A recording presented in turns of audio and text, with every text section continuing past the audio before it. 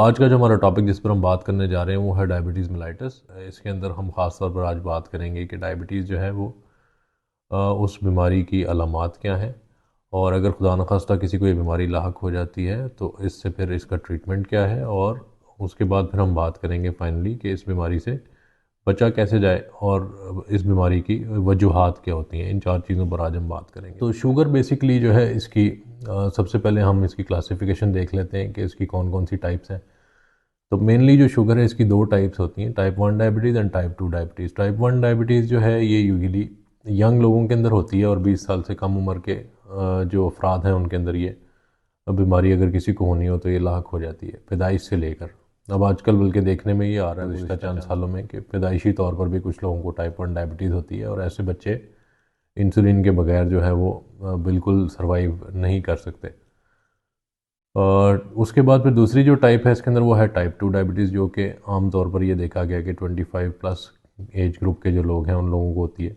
और फिर इसके बाद एक और इसकी जो टाइप है जो कि रीसेंट पास्ट के अंदर एक और क्लासिफिकेशन के अंदर चीज़ ऐड की गई है गुज़श्ता 15-20 सालों में, उसको हम कहते हैं maturity onset diabetes of young, MODY. MODY के नाम से ये बीमारी है।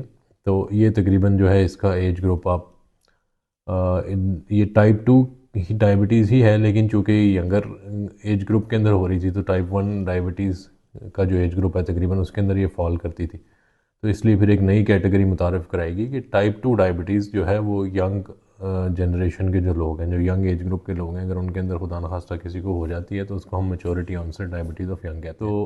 तो ये बेसिकली इसकी टाइप्स हैं। फिर उसके बाद शुगर की जो अलामात हैं उसके अंदर सबसे पहले ख़ास तौर पर जो अलामत आम तौर पर ये लोगों को महसूस होती है वो है कि लोगों को पेशाब का ज़्यादा आना। इसकी गो के और भी बहुत सारी वजूहात हो सकती हैं, लेकिन शुगर जो है इसका हाई होना एक बहुत बड़ी वजह होती है इस चीज़ की कि आपको पेशाब बार बार आए और बहुत ज़्यादा आए।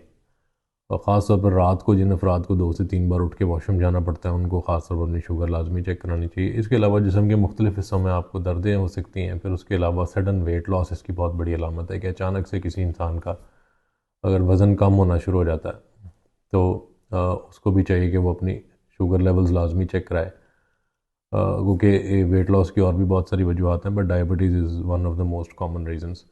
फिर उसके बाद ये है कि जिस्म के मुख्तलिफ हिस्सों में आपको पट्ठों की तकलीफ़ हो सकती है। फिर उसके बाद ये है कि पैरों का जलना, हाथों का जलना, रात को बेचैनी महसूस होना,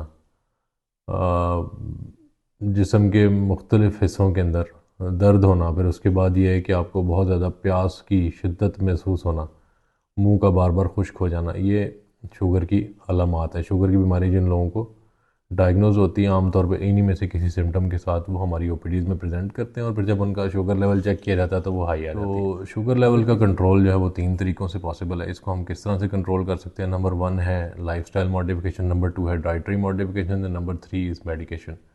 तो ये 3 तरीके हैं। इन 3 तरीक़ों से हमने कोई भी तरीका जो है वो अपना आकर शुगर लेवल को कंट्रोल करना होता है। सबसे पहले तो मैं अपने पेशेंट्स को एडवाइस करता हूँ कि वो लाइफस्टाइल मॉडिफाई करें अपना, यानी वर्जिश को अपनी रूटीन का हिस्सा बनाएं।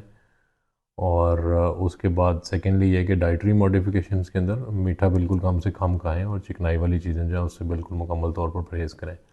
और फिर तीसरी चीज़ उसके बाद डायबिटीज़ के लिए जो मुख्तलिफ़ किस्म की अद्वियात अवेलेबल हैं, अगर ये 2 चीज़ें करने के बावजूद किसी पेशेंट की शुगर लेवल कंट्रोल नहीं हो रही तो फिर उसके अंदर लाजमी हो जाता है कि हम मेडिसिन या इंसुलिन की मदद लेकर उनकी शुगर लेवल को कंट्रोल रखें। गोल जो है वो हमारा एक ही है, डायबिटिक पेशेंट के अंदर हमने शुगर लेवल को नॉर्मल जो उसकी वैल्यू जितनी ब्लड के अंदर उसकी मकदार होनी चाहिए उसके करीब करीब रखना होता है। तो ये हम इन 3 तरीक़ों से अचीव कर सकते हैं। फिर उसके बाद ये है कि डायबिटीज़ होने की वजूहात क्या हैं, इस पर हम बात कर लेते हैं। डायबिटीज़ होने की जो वजूहात है मेनली तो ये होता है कि हमारा जो लाइफस्टाइल है वो इतना सेडेंटरी हो गया, हम लोग काउच पोटैटोज़ बनते जा रहे हैं। बिल्कुल बैठ कर लोगों को मूवीज़ देखना, नेटफ्लिक्स और फेसबुक और ये सारी चीज़ें, सोशल मीडिया जो है ये बहुत हमारे माशरे में तबाही का बाइस बन रहा है।